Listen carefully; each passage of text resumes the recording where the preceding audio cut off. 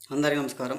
రాష్ట్ర ప్రజలకి, శ్రేయోభిలాషులకి, ప్రతి ఒక్కళ్ళకి ఒక సోదరి, అమ్మ సోదరి వాళ్ళ బాబాయ్ వివేకానందరెడ్డి గారిని చంపింది.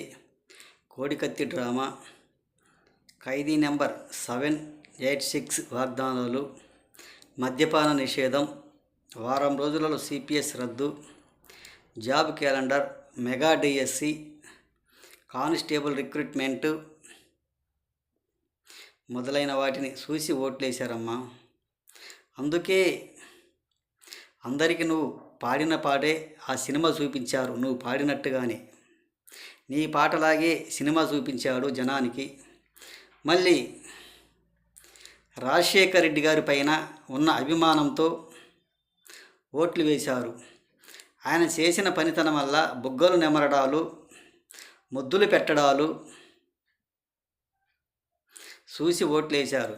పాపం రాష్ట్ర ప్రజలు అలాగే చేసి అలాగే ముద్దులు పెడుతూ బుగ్గలు నెమరుతారేమో అని అనుకొని ఓట్లు వేశారు.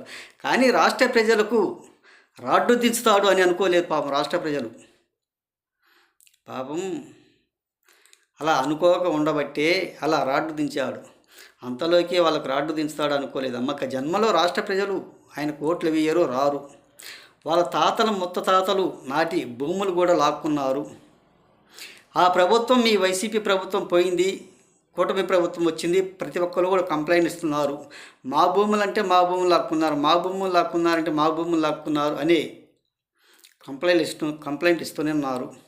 ఇక జన్మలో ఆ పార్టీ రాదు, రాబోదు. మీలాంటి వాళ్ళు చాలామంది కూడా పాటలు పాడారు, వాళ్ళు గాల్లోకి కలిసిపోయారు. ఇక నువ్వు కూడా అంతే సోదరి. ఒక్కసారి తెలుసుకో, మన రాష్ట్రంలో రాజధాని ఉందా? పోలవరం పూర్తి చేశారా? ఒక్కసారి తెలుసుకో. ఏది ఏమైనా మీరు సింపతి పొందుతారేమో, రాష్ట్ర ప్రజలు సింపతి పొందలేరు. ఓటుకు నోటు తీసుకొని ఓట్లు వేసేవాళ్ళు, డబ్బులు ఇవ్వకపోతే ఓట్లు వేయరు. మీరు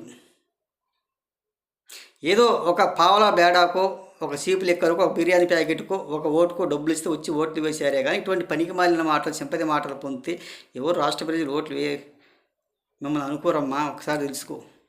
మీలాంటి వాళ్ళు ఇటువంటి మాటలు మాట్లాడేదే. రాష్ట్రం రాజధాని లేదు. ఈరోజు ఇటువంటి పనికి మాలిన మాటలు మాట్లాడతారు, రేపు పొద్దునే పథకాలు పోయి లాక్కుంటాయి. ఎదురెదురు చూస్తారు, ఎదురెదురు నిలబడతారు, వాళ్ళకి ముందు ఎదురెదురు పడతారు మీరు పథకాల కోసం. తల్లికి వందన పథకం రాలేదు, ఇప్పుడు అడుగుతున్నారు. ఇంకా టైం ఉంది. ఆ పథకాల కోసం ఎదురు ఉరుకుతారు బ్యాంకుల చుట్టూ తిరగటానికి. ఒక్కసారి తెలుసుకోండి అమ్మాయి. మీరు అలాంటి పనికి మాలిన మాట, సోమర్థాన మాటలు, ఏది పనికి మాలిన మాటలు మాట్లాడుతుంటారు.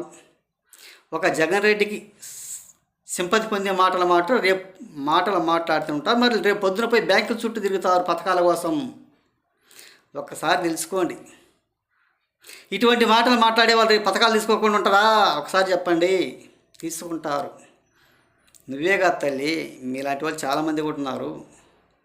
పోరంబోకు ఎదవలు, గాలికి తిరిగే ఎదవలు. చూడు ఎంతమంది ఉన్నారు రోడ్డు మీద చిన్నపడి హోటల్ కాడ. రాత్రి నాకు తెలియక అన్నం బయట పెట్టలే. కుక్క వచ్చి ఎదురుగా నిలబడి, మనిషి పెట్రోల్ బంకులోంచి ఎదురుగా వచ్చి నిలబడింది. అంటే కుక్క అన్నం కోసం వచ్చి, మనిషి అన్నం కోసం వచ్చి నిలబడ్డాడు. ఏది సాధ్యమవుతుంది ఒకసారి చెప్పండి. కుక్క తినాలా, మనిషి తినాలా? ఇద్దరు తినాలి, ఇద్దరు భాగం పెట్టుకోవాల్సిందేగా. ఆ రోజు అన్నం మిగల వేయలేదు. అటువంటి పనికి మాలిన నయాలు ఉన్నారన్నమాట పోరంబోకేదో. అటువంటి మాటలు మాట్లాడే వాళ్ళకి పనికి వచ్చే వాళ్ళు మాత్రం కాదమ్మా. ఇలాంటి వాళ్ళు ఎంతోమంది వచ్చారు, గాలికి ఎగిరిపోయారు. మన రాష్ట్రం భవిష్యత్తు గురించి ఆలోచించండి. నాకు రాజధాని లేదు, పోలవరం పూర్తి కాలేదు. అదే అధికారంలోకి వచ్చింటే విశాఖ ఉక్కు ఫ్యాక్టరీ అమ్మకానికి పెట్టేవాడు. ఒక్కసారి తెలుసుకోండి అని తెలియజేస్తూ, ఇటువంటి పనికి మాలిన మాటలు, మాయ మాటలు మాట్లాడవలసిన అవసరం లేదు. మాట్లాడబాకండి. వరుడు కళ్యాణి మరి ఏ విధంగా ఇస్తారు, ఎలా ఇస్తారో ఒకసారి చెప్పండి. ప్రతిపక్షం కూడా లేదు. అదే ఆయన ప్రభుత్వం ఉన్నప్పుడు మరి చంద్రబాబు నాయుడు గారిని ఏమన్నారో ఒకసారి ఆలోచించుకుని గత వీడియోలో కూడా వినండి. 23 మంది ఎమ్మెల్యేలు ఉన్నారు, 5 మంది ఎమ్మెల్యేలు లాగేస్తే మీకు ప్రతిపక్షం కూడా ఉండదు అని చెప్పేశాడు. అది ఒకసారి రివర్స్ చేసిను. ఒకసారి వరుడు కళ్యాణి ఈరోజు ఏ విధంగా ఇస్తారు? రాష్ట్ర ప్రజలు ప్రతిపక్షం ఇవ్వలేదు, బయటికి గెంటేశారు.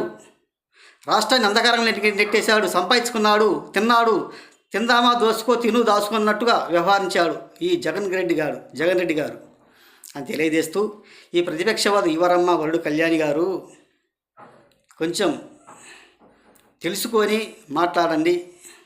ఈ ప్రతిపక్షం రాదు, రాబోదు, ఇవ్వబోరు, రాష్ట్ర ప్రజలు ఇవ్వలేదు అని తెలియజేస్తూ, రాష్ట్ర ప్రజలకి శ్రేయస్ ప్రతి ఒక్కళ్ళకి హృదయపూర్వక ధన్యవాదాలు.